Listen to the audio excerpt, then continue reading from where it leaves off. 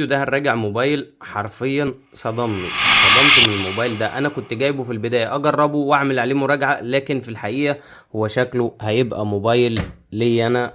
من قوة البطارية وقوة الشحن اللي فيه، هو فيفو الفي 50 لايت.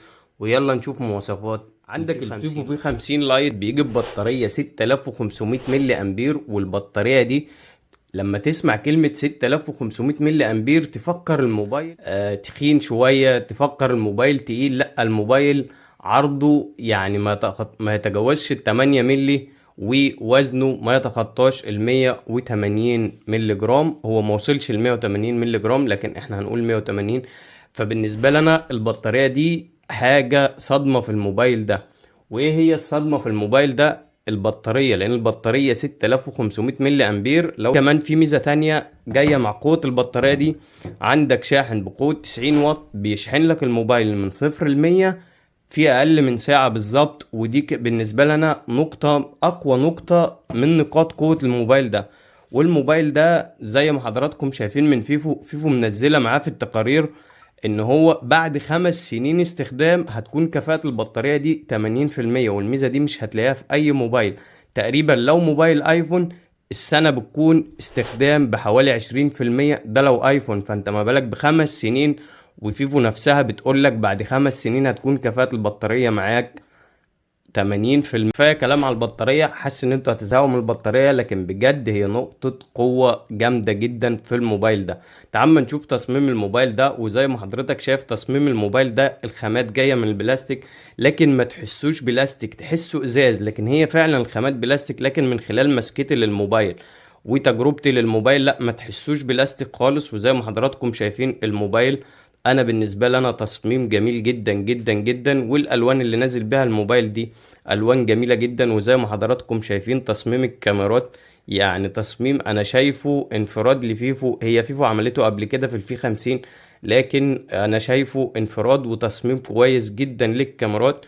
وبالنسبه للكاميرات، عندك الكاميرا الاساسيه بتيجي ب50 ميجا بكسل، ودي هتديك اداء متوسط او اداء فوق المتوسط بالنسبه للتصوير.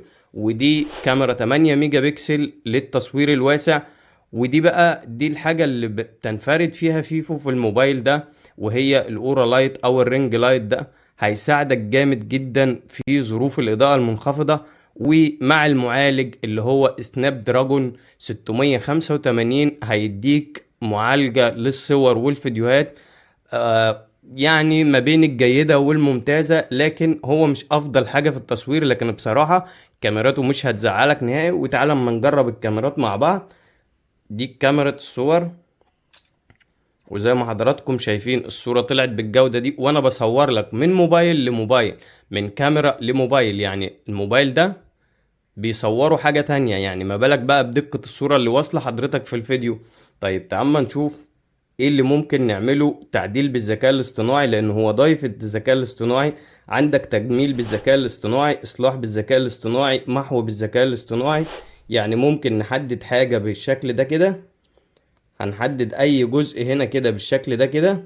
هو انا حددت في البداية جزء صغير، هو مسحه. وكمان ضايف لك الذكاء الاصطناعي بالشكل اللي قدام حضرتك ده كده. يعني ممكن نمحو الجزء ده كده. بص، هو علم لك على الشاحن، مجرد ما انا حطيت على الشاحن قال لك جاري المحو. وزي ما حضراتكم شايفين بالظبط كده الصورة اختفت. يعني هو ضايف لك الذكاء الاصطناعي، وكمان ضايفه لك في الفيديوهات. وكمان الذكاء الاصطناعي بيتدخل في شبكات الموبايل ده، بحيث ان هو يوفر لك افضل اتصال للشبكة. لكن بالنسبة للذكاء الاصطناعي لا، هو مش هيديك زي اللي موجود في موبايلات سامسونج الفلاج شيب، يعني لان ده مش موبايل فلاج شيب، فمش هيديك نفس المواصفات.